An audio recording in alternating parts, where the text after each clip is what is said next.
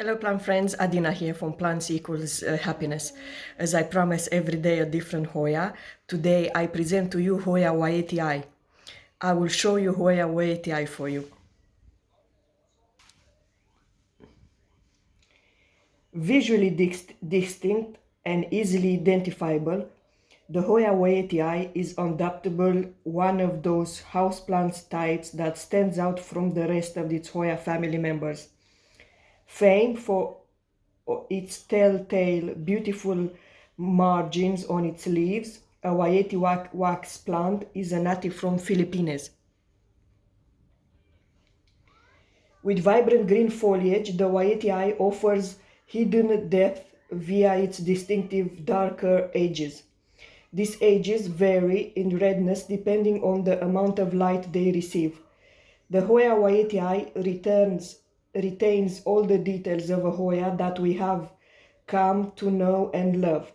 With the right amount of Hoya Wayetii care, this is one plant that, when blooms, gives the most spectacular flowers of the Hoya family. With striking small mauve balls of clusters, the Hoya Wayetii is a marvelous sight to behold when in blossom. And I will show you pictures. You can see how beautiful the Hoya blooms are.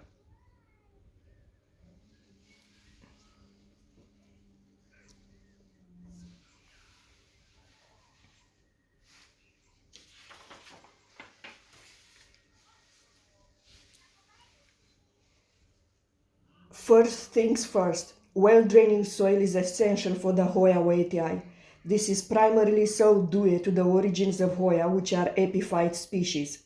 A soil mix that allows the water to flow unrestricted ensures your Wayetii will not retain wet roots, which these plants detest. For this reason, I use a bark mix and a soil that is higher in perlite for this very reason. Such a substrate is fast draining and encourage a healthier Hoya root system. This is not only essential for growth, but also promotes better Hoya Wayetii care when it comes to the flowering process. Beautiful Hoya to have in your collection.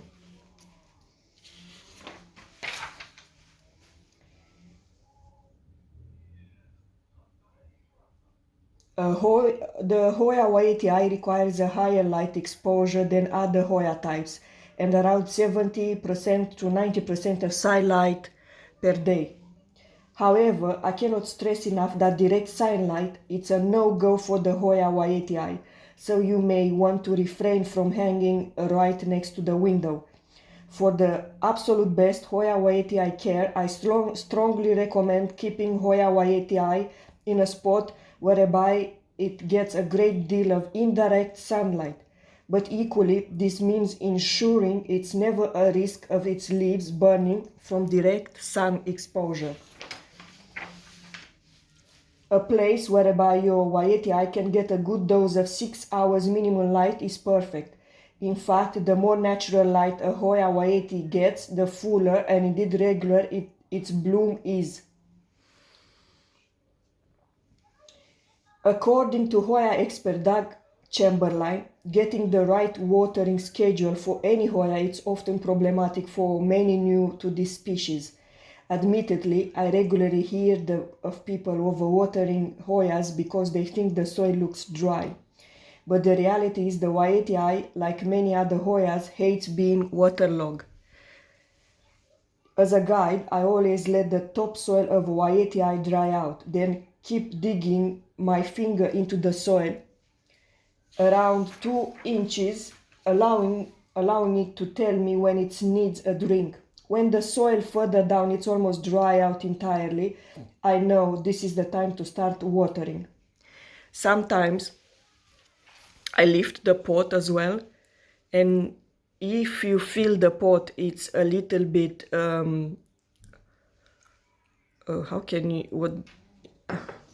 you feel the pot it's loose, you can water your Hoya, because when you water your Hoya the pot becomes heavier So that is the time when you have to water your Hoya. I never let my Hoya sit in water, watering them from the top instead. This coupled with good drainage soil should provide continued health Hoya Wayetii care. Due to its origins, a Hoya Wayetii will not tolerate temperature that drops below 50 degrees Fahrenheit. So it is worth bearing this in mind, especially when the temperature falls in the evenings. I aim for an environment of 60% Fahrenheit to as much as 85 grade Fahrenheit during the day for my Hoya Wayetii. This does, however, mean considering the outdoor condition during those summer months and indeed winter months as a factor here and adjusting my Hoya Wayetii care accordingly. Once again, as opposite to the other Hoyas, the Hoya Wayetii prefers a little more humidity than its other brother and sisters. I would go as far as to say the Wayetii positively loves humid conditions. When you consider the most Hoya in general as South Asian originators, it makes sense to ensure they receive the right level of humidity in the home. This allows them to emulate as best as they can such favorable conditions. With my own Hoya Wayetii care, I have found that this level should be slightly more than standard Hoya types and moderate to high, around 60% to 80% humidity overall. Feeding a Hoya Wayetii is often an individual choice between owners. I personally like to offer a more natural process here during the summer months only when the plant is actively growing.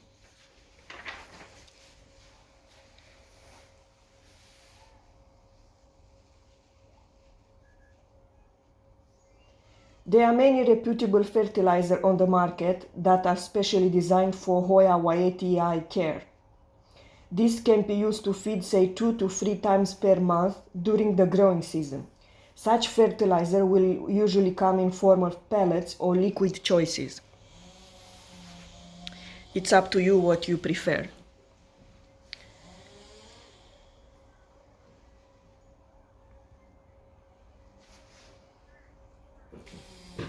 So that was Hoya Wayetii. So now I will show you what I received today in the mail. I received a Hoya sigillates. As you can see, it's a full pot and I'm really happy, to be honest with you, to have this type of Hoya in my collection. I have few cuttings at the moment which are rooting, so I put them in leca. But this Hoya sigillates came in orchid bark, just simple orchid bark, and it's really airy mixture, which Hoya loves. And I bought a pot which I love. It's with Monstera deliciosa leaf. I love these types of pots. It's a beautiful pot to have, and I bought it from Etsy.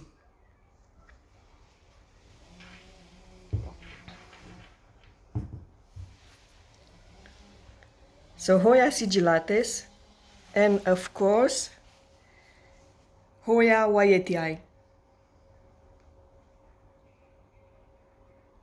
A beautiful Hoya to have in your collection. And I can't wait for this Hoya to flower for me. As you can see, the flowers, they are absolutely breathtaking. Beautiful flowers. Gorgeous colors as well. Gorgeous color. Thank you very much for watching my videos and subscribe. Please like and subscribe my video for more future video like this. Thank you very much. Have a lovely day. Bye.